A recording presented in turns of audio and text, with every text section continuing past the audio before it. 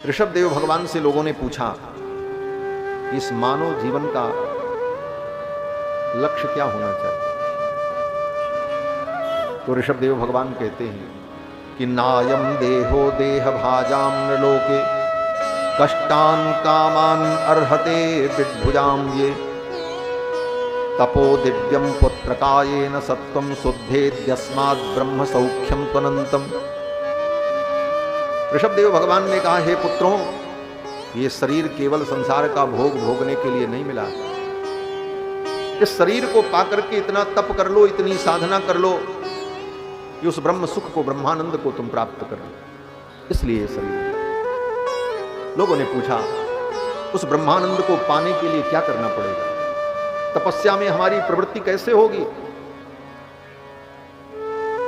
तो ऋषभदेव भगवान कहते हैं कि महत सेवाम द्वार माहुर विमुक्ति ही। एकदम फैक्ट सूत्र बता रहे हैं हमारे ऋषभदेव भगवान। ज्यादा बहुत दिमाग लगाने की जरूरत नहीं। इस जीवन को पाकर के ब्रह्मानंद को पालो। ब्रह्मानंद को पाने के लिए क्या करें? तो ऋषभदेव भगवान कहते हैं, महत सेवाम द्वार माहुर विमुक्ति। महापुरुषों की सेवा करो। जो संत हैं, महापुरुष हैं, आचार्य हैं, उनके चरणों का आश्रय लो। प्रश्न हुआ, महापुरुष कौन है? तो कहते हैं, महांतस्ते समचित्ताः, जो समदर्शी है, प्रशांताः विमन्यवः सुहृदः साधवो ये। बोले ऐसे महापुरुषों का संग मिल जाएगा जीवन में, तब क्या होगा? तो ऋषभदेव भगवान कहते हैं कि अगर जीवन में तुम्हें महापुरुष मिल गए और उन महापुरुषों ने तुमको अपना मान लिया, उनके अपनत्व को तुमने प्राप्त कर लिया अपने व्यवहार से, अपनी श्रद्धा से, अपनी निष्ठा से, तो बिना प्रयास के ही तुमको मेरे चरणों की प्रीति प्राप्त हो जाए, मेरे चरणों की भक्ति तुम्हें मिल जाएगी।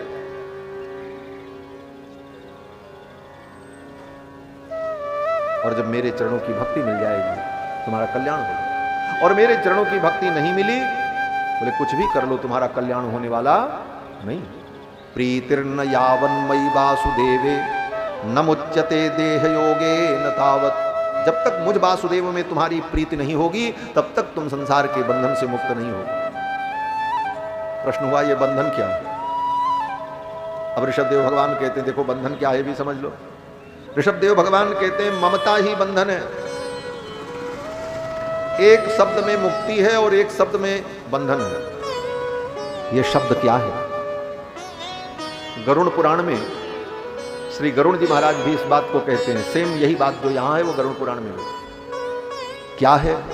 बोले द्वे पदे बंध मोक्षाय। बंधन और मुक्ति के लिए दो पद है। पद माने शब्द। द्वे पदे बंध मोक्षाय। क्या पद है?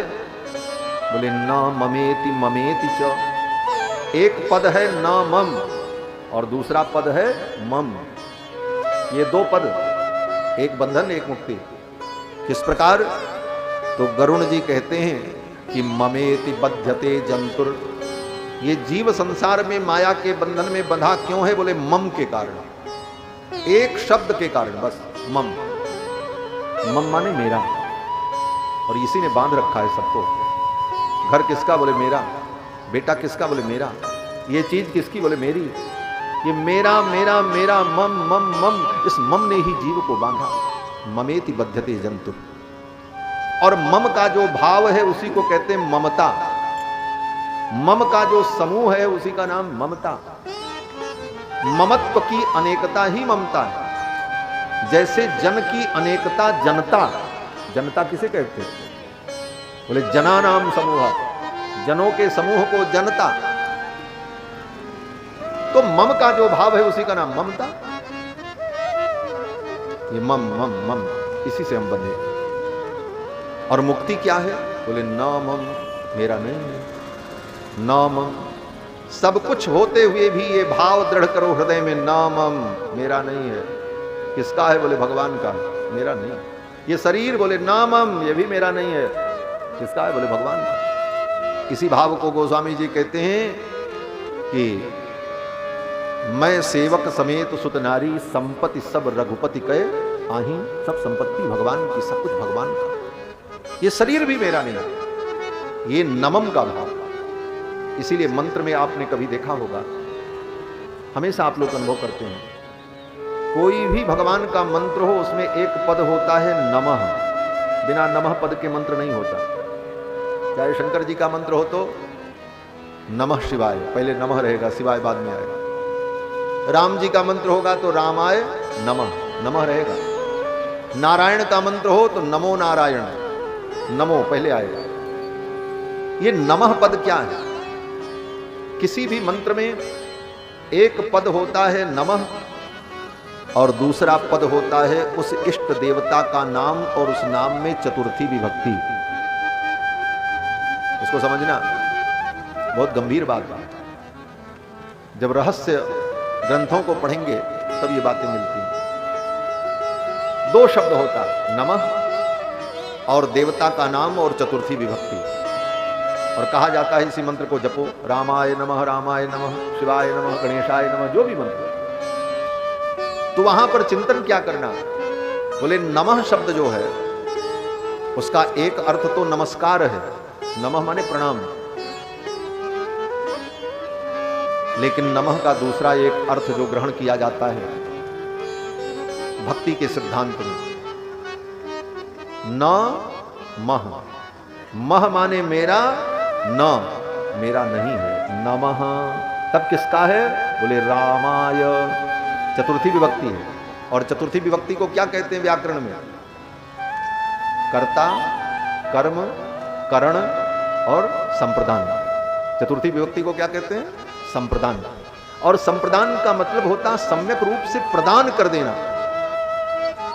जो कुछ है वो सब भगवान को हमने प्रदान कर दिया। रामाय, कृष्णाय, गोविंदाय, नाम मेरा नहीं। यह अनुसंधान होना चाहिए मंत्र का जप करते समय।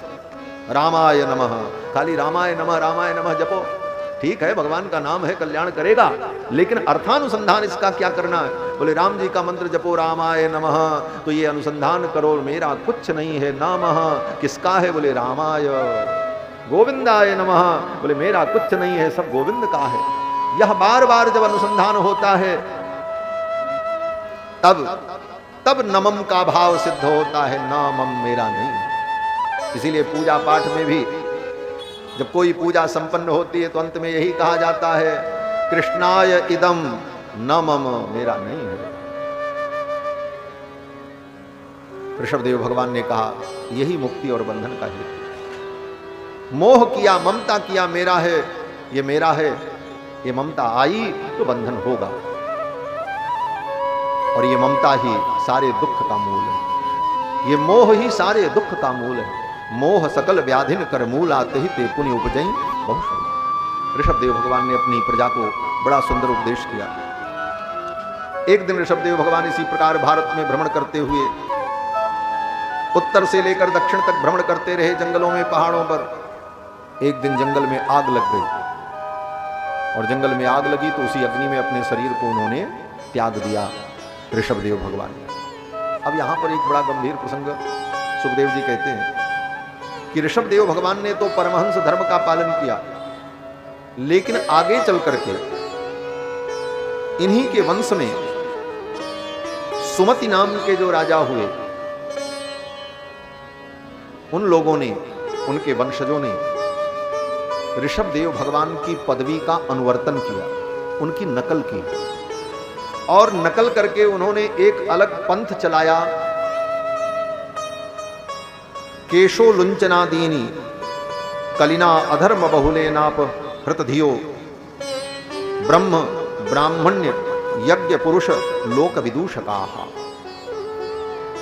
ऋषभदेव भगवान तो परमहंस थे, लेकिन उनके वंश में उत्पन्न होने वाले सुमति ने इसी को, इसके रहस्य को न समझकर एक अलग पंथ चलाने का प्रयास किया, जिस पंथ में केश लुंचनादि, ये जैन धर्म की ओर संकेत हो रहा है भागवत में।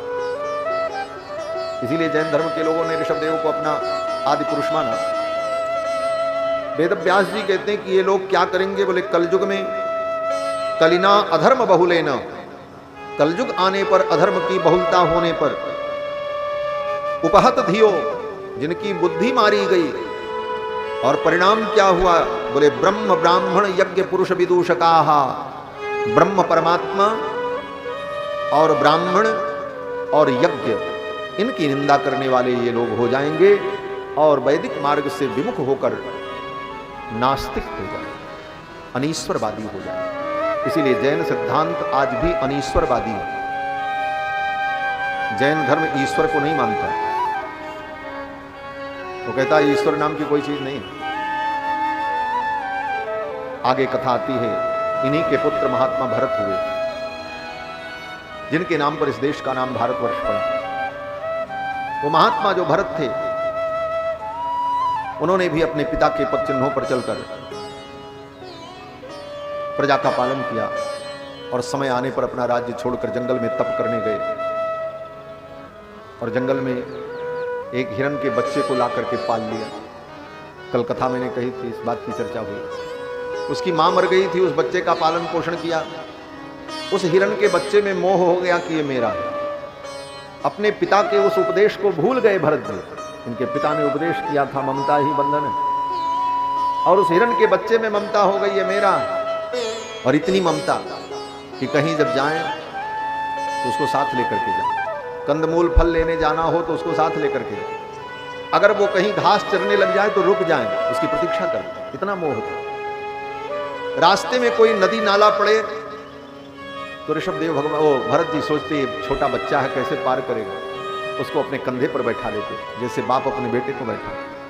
इतना मोह हो गया और उसका परिणाम, बोले वो हिरण एक दिन बड़ा हुआ, जंगल में कहीं चला गया, उसी को याद कर रहे थे, कहाँ गया कहाँ गया, क्या खाया होगा, कैसे होगा। मृत्यु आ गई, मृत्यु बता के नहीं आती। हिरण का स्मरण करते हुए मरे तो अगले जन्म में उनको हिरण बनना हो। इतने बड़े तपस्वी थे महात्मा भरत, और हिरण बनना हो। फिर हिरण की जोनी से उनको मुक्ति मिली तो पुनः मानव जीवन मिला।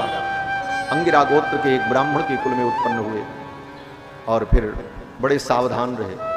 फिर तो इनका नाम जड़ भरत हुआ, और जड़ भरत के रूप में जब ये मानव के रूप में प्रकट हुए तो बड़े ही सावधान, कहीं किसी से कुछ कहना नहीं, सुनना नहीं, जो मिल जाए खा लें, कहीं भी पड़े रहें, परमहंस, कहीं किसी में आसक्ति नहीं, अपने शरीर में भी आसक्ति नहीं। एक दिन भाई ने, परिवार के लोगों ने इनको निकाल दिया। घूमते हुए जा रहे थे, जंगल में कोई डाकू मिला। डाकू देवी की पूजा कर रहा था, किसी पुरुष की बलि चढ़ानी थी। डाकू ने पकड़ लिया और ले जाकर के मंदिर में खड़ा करके पूजा वूजा किया और फिर तलवार उठाई, बलि चढ़ाने चला। तब तक सामने जो देवी की प्रतिमा थी वो फट गई। सहसा उच्चाट भद्रकाली, भगवती भद्रकाली प्रकट हो गई और भद्रकाली ने उस डाकू को मार दिया। जड़ भरत जी भगवान का स्मरण करते हुए वहां से आगे चले। विचार करो, वो डाकू तो देवी को प्रसन्न करने के लिए बलि चढ़ा रहा और कई दिनों से पूजा कर रहा, तो देवी को तो उस डाकू पर प्रसन्न होना चाहिए, लेकिन डाकू पर प्रसन्न न होकर के भरत जी पर प्रसन्न हो, जबकि भरत जी ने तो कोई पूजा भी नहीं की। क्यों प्रसन्न हो गई? क्योंकि भरत जी भगवान का भजन कर रहे, भगवत भक्त। जो भगवान का भक्त होगा उस पर सबकी कृपा होती है। जा पर कृपा राम के होई, ता पर कृपा करे सब। आप भगवान की भक्ति में लगे हो, सारे देवता आप पर प्रसन्न रहेंगे, कोई अप्रसन्न नहीं। और अगर कोई अप्रसन्न हो भी तो कुछ बिगाड़ भी नहीं सकता, मैं कहता हूं। और सारे देवता आपके ऊपर प्रसन्न हो जाएं, लेकिन भगवान अगर प्रसन्न नहीं है तो सारे देवता मिलकर के भी आपकी रक्षा नहीं कर सकते। यही तो हनुमान जी ने कहा है लंका में। हनुमान जी जब लंका में पहुंचे तो रावण से कहा, रावण अभी समय है, सावधान हो जाओ, राम जी की शरण में आ जाओ, नहीं तो बचोगे नहीं। रावण ने कहा, मैंने इतने देवताओं को पूजा है, ये सब किस दिन काम आएंगे? तो हनुमान जी ने कहा, सुन लो, इंद्रो महेंद्रो सुरनायको वा, इंद्र महेंद्र सुरनायक आ जाएं,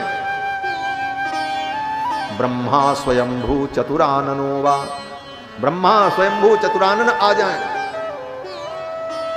भगवान शंकर आ जाएं, शंभु पिनाकी त्रिपुरांतको वा, भगवान शंकर त्रिपुरांतक आ जाएं धनुष बाण लेकर, अपने पिनाक को लेकर के पिनाकी भगवान शंकर भी आ जाएं, तो स्थातुम न सकता है युधि राघवस्य। रघुनंदन जब अपना धनुष लेकर सारंग पाणी रघुनंदन खड़े होंगे तो ये सब उनके सामने कोई नहीं टिक पाएंगे। रावण क्या समझते हो, तुम उनकी शरण में आ जाओ। हनुमान जी ने, हमारे वेदांत देशिक स्वामी जी महाराज एक बड़ी अद्भुत बात कहते हैं, एक ही पंक्ति में शास्त्र का सार कह दिया।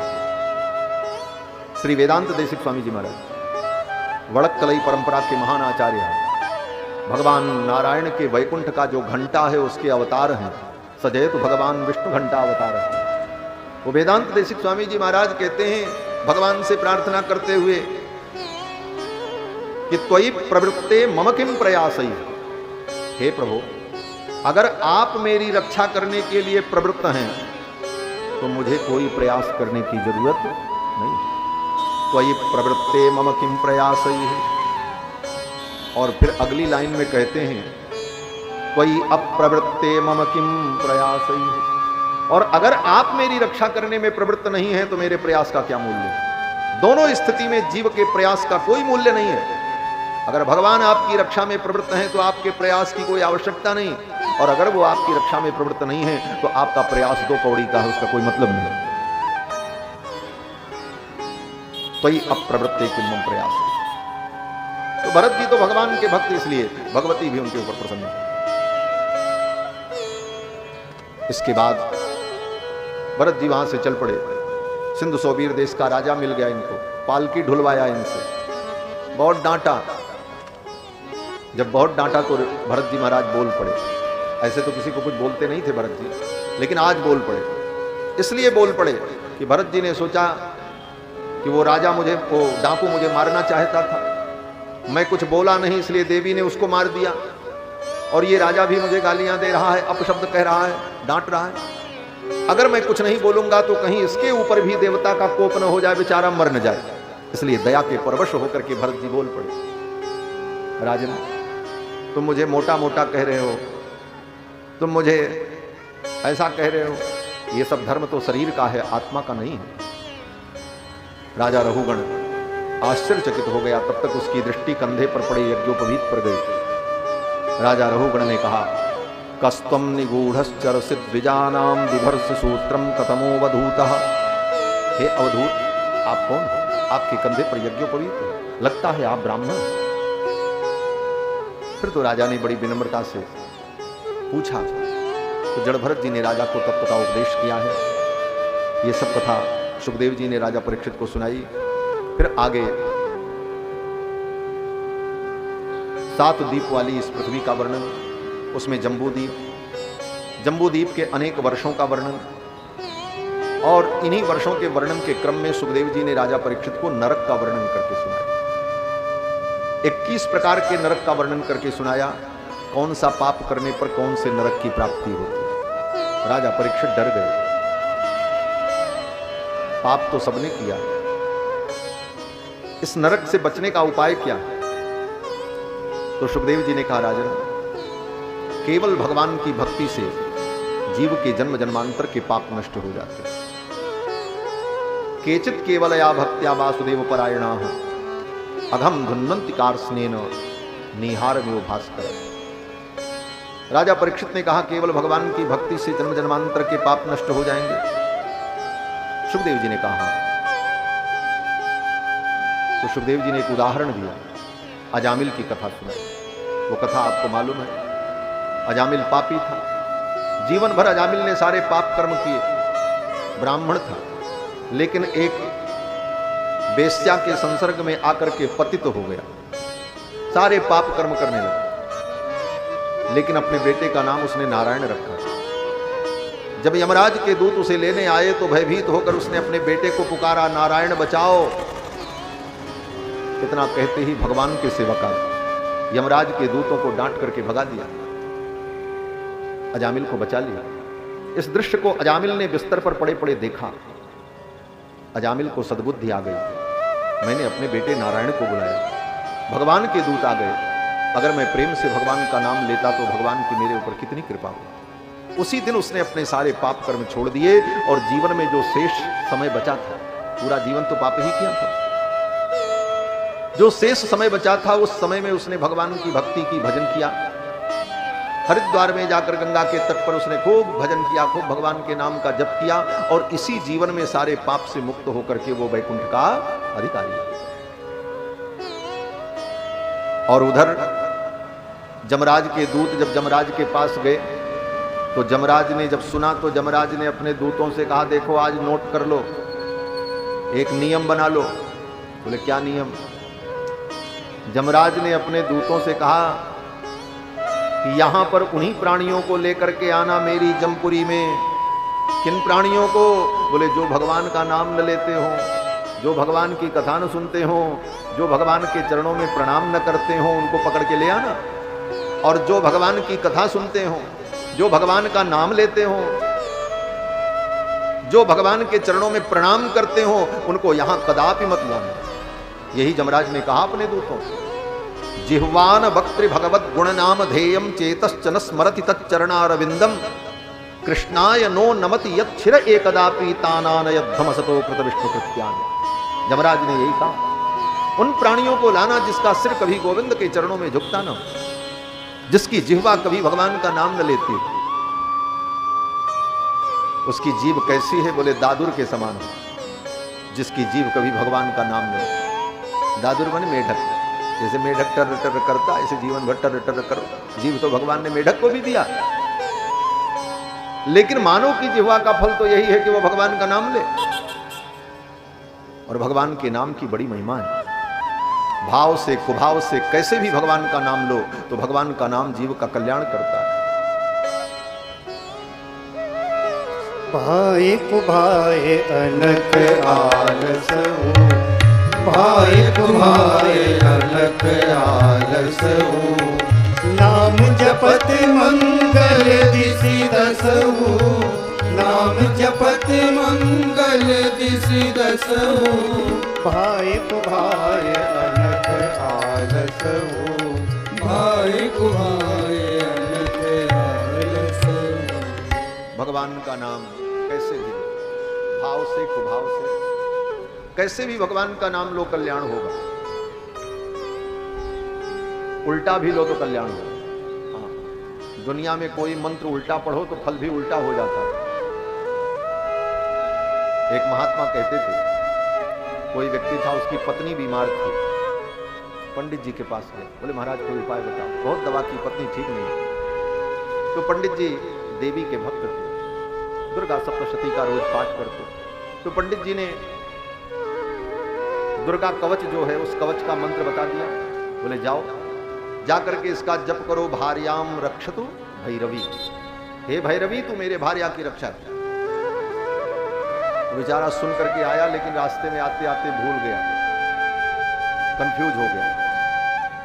आया तो मंत्र का जप क्या करने लगा? बोले भार्याम भक्षतु भैरवी, भार्याम भक्षतु भैरवी, भार्याम भक्षतु भैरवी। 9 दिन बीता, पत्नी का राम नाम सत्य हो गया। रोता चिल्लाता पहुंचा, बोले महाराज क्या आपने किया, क्या मंत्र बता दिया? बचने को कौन कहे, तो मर गई। पंडित जी ने कहा मंत्र तो मैंने ठीक बताया, गड़बड़ी तुमसे हुई होगी। क्या जपा तुमने? बोले महाराज हम तो यही जप रहे थे, भार्याम भक्षतु भैरवी, भार्याम भक्षतु भैरवी। पंडित जी ने कहा तो ठीक है, तो हुआ, भार्या का भक्षण कर लिया भैरवी ने, काम खत्म। बोले महाराज इसका अर्थ क्या होता? पंडित जी ने कहा भक्षतु का अर्थ होता भक्षण करना, और हमने तुमको रक्षतु बताया था, रक्षण करना। तुमने कहा बोले महाराज हम इतना पढ़े लिखे होते तो फिर काहे को ऐसा होता। लेकिन हमारी भावना शुद्ध थी, हमारी भावना तो ये थी मेरी पत्नी ठीक हो जाए। पंडित जी ने कहा भावना तुम्हारी ठीक थी, लेकिन मंत्र गलत था, इसलिए फल उल्टा हो गया। तो मंत्रों में तो भावना भले तुम्हारी सही हो, लेकिन मंत्र गलत होगा तो फल गलत। हाँ, एक स्वर भी बिगड़ जाए तो मंत्र का अनर्थ हो जाता। स्वरतो वर्णतो मिथ्या प्रयुक्तो न तमर्थमा, सवाग वज्रो जजमानम हिनस्त, यथेन्द्र शत्रु स्वरतो पर आधार। भागवत में कथा है, एक स्वर गड़बड़ हो जाए तो अर्थ का अनर्थ। लेकिन भगवान का नाम, बोले भगवान का नाम महामंत्र है। मंत्र और महामंत्र, मंत्र में तो कोई गड़बड़ी हो जाएगी तो उल्टा फल होगा, लेकिन महामंत्र, बोले महामंत्र पूरा उल्टा हो जाए लेकिन फल जो है वो सही ही होगा, चिंता की कोई बात नहीं। भगवान का नाम क्या है? बोले महामंत्र। महामंत्र जो ही जपत महेशु काशी मुक्ति हेतु उपदेश। और भगवान का नाम अगर उल्टा भी जपो तो कल्याण हो जाए।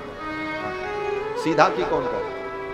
वाल्मीकि जी ने उल्टा ही तो जपा, राम के जगह पे क्या जपा? मरा। उल्टा नाम जपत जग जाना, वाल्मीकि भय ब्रह्म समान।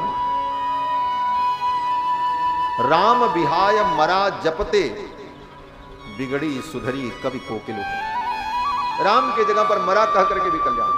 तो भगवान का नाम तो कैसे भी लो, भगवान का नाम कल्याण करे। एक कथा है, एक कोई म्लेच्छ था, मैदान में गया सोच ओच करने, नित्य क्रिया करने। तब तक कहीं से एक सूअर आ गया और सूअर ने उसको मारा। तो म्लेच्छ के लिए तो सूअर हराम होता। उस म्लेच्छ ने कहा हराम ने मारा, और जैसे ही कहा हराम ने मारा तब तक बेचारा मर गया। हराम कह करके मरा, और उस हराम में राम शब्द आ गया, इसलिए उसको भी परम गति की प्राप्ति। ये भगवान के नाम के।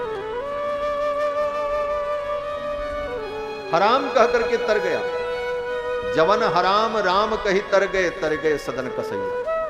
भगवान के बहु सोच पोच, अल्प तो अवधि जीवता में बहु सोच पोच, करीबे को बहुत कुछ काह काह कीजिए।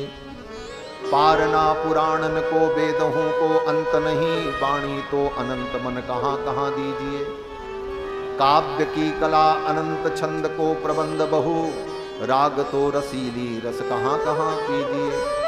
सब बातन की एक बात तुलसी बताए जात, जन्म जो सुधारा चाहो राम नाम लीजिए।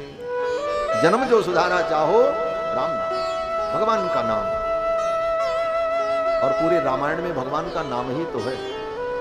गोस्वामी जी से किसी ने पूछा आपके रामायण में क्या है? गोस्वामी जी ने कहा केवल भगवान का नाम है और कुछ नहीं। यही मह रघुपति नाम उदारा, अति पावन पुराण श्रुति। अजामिल की कथा के माध्यम से सुखदेव जी ने राजा परीक्षित को भगवान के नाम की महिमा का वर्णन सुनाया। फिर 6वें स्कंद में वृत्रासुर की कथा सुनाई। वृत्रासुर भगवान का परम भक्त था। मरते समय भगवान की बड़ी सुंदर स्तुति की और भगवान का स्मरण करके भगवान को प्राप्त हुआ। आगे 7वें स्कंद में सुखदेव भगवान ने राजा परीक्षित को भक्त प्रहलाद की कथा सुनाई। 7वां स्कंद पूरा अकेले प्रहलाद जी का चरित्र है। 7वें स्कंद में केवल प्रहलाद जी का चरित्र। परम भागवत श्री प्रहलाद जी महाराज हिरण्यकश्यपु के पुत्र, पिता ने इनको मारने का बहुत उपाय किया। तुम मेरी भक्ति करो, भगवान की भक्ति मत करो। अंत में एक दिन जब हिरण्यकश्यपु सारे उपाय करके थक गया प्रहलाद जी को मारने का, तो हिरण्यकश्यपु ने क्रोध में प्रहलाद से कहा प्रहलाद अब मैं तुझसे बाद में निपटूंगा, पहले मैं तेरे भगवान से निपटूंगा। कहां है तेरा भगवान बता। प्रहलाद जी ने कहा मेरे भगवान तो सब जगह है। बोले सब जगह? प्रहलाद जी ने कहा अंतर बहिश्च तत्सर्वम व्याप्य नारायण स्थितः, अंदर बाहर सब जगह व्याप्त। हिरण्यकश्यपु ने कहा इस खंभे में भी भगवान है। प्रहलाद जी ने कहा जो भगवान सब जगह है वो इस खंभे में भी है। प्रहलादस्ति यदीश्वरो बदहरि सर्वत्र में दर्शय। हिरण्यकश्यपु ने कहा प्रहलादस्ति यदीश्वर, यदि ईश्वर है तो बद बताओ कहां है। तो प्रहलाद जी ने कहा सर्वत्र, वो सर्वत्र। तो हिरण्यकश्यपु ने कहा दर्शय, मुझे दिखाओ। प्रहलादस्ति यदीश्वरो बदहरि सर्वत्र में दर्शय। हिरण्यकश्यपु ने कहा कहां दर्शय, कहां दिखाऊं तुमको। हिरण्यकश्यपु ने कहा स्तंभे, इस खंभे में। अगर वो सब जगह है तो इसमें क्यों नहीं दिख रहा है। प्रहलाद जी ने कहा हमको तो दिख रहा है। जो ही प्रहलाद जी ने कहा हमको दिख रहा है, हिरण्यकशिपु चौंक गया। अरे वो विष्णु आ तो नहीं गया, भीतर से तो डर ही रहा था। और तब तक हिरण्यकशिपु ने सोचा वो विष्णु बड़ा मायावी है, इस खंभे में वो आ गया, मेरे बेटे को दिख रहा, मुझे नहीं दिख रहा। और अपने सिंहासन से उठा, संवर्तयामास सोंगुलिहि, अपनी उंगलियों को ऐसे बटोरा और मुष्टिका प्रहार करने के लिए दौड़ा और जाकर के उस खंभे पर एक मुष्टिका का प्रहार, खंभा टूट गया। अब वो खंभा पत्थर का था कि लकड़ी का था, इसको लेकर के शास्त्र में बड़ी चर्चाएं हैं। दक्षिण भारत के विद्वान लोग तो कहते हैं वो खंभा लकड़ी का था, इसलिए नरसिंह भगवान का एक नाम है काष्ठपुत्र, काष्ठपुत्राय नमः। नरसिंह भगवान के नाम में काष्ठपुत्र क्यों बोले? काष्ठ के खंभे से प्रकट। लेकिन हमारे उत्तर भारत में, हमारे यहां भक्तों की मान्यता है कि वो खंभा पत्थर का। गोस्वामी जी महाराज कहते हैं कि आज भी भगवान पत्थर में बसते हैं, लेकिन प्रहलाद जैसा कोई भक्त तो हो प्रकट करने वाला।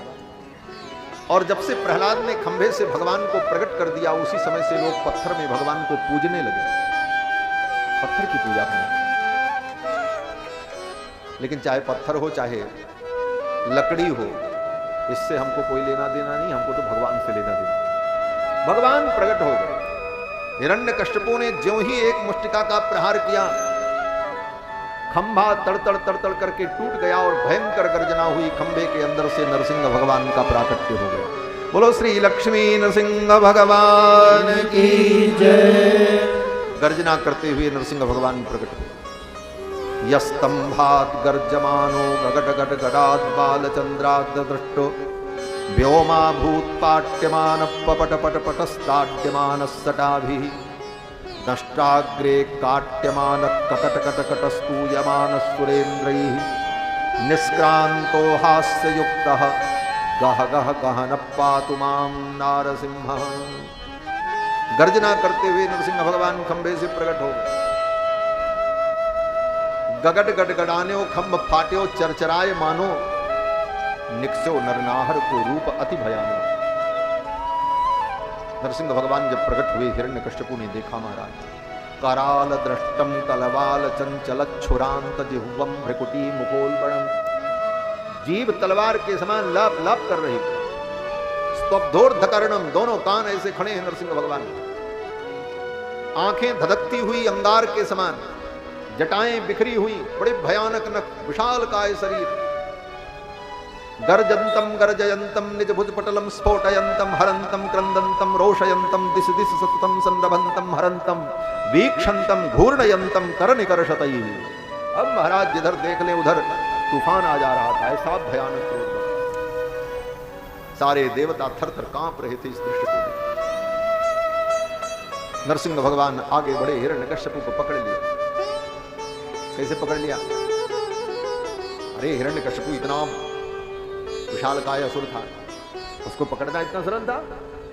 अरे बोले भगवान के लिए क्या विशाल है भाई, ऐसे तो हिरण्यकश्यपु बहुत विशाल था महाराज। हिरण्यकश्यपु के पुत्र प्रहलाद और प्रहलाद के पुत्र विरोचन और विरोचन का पुत्र राजा बलि और बलि का पुत्र बाणासुर, पांचवी पीढ़ी।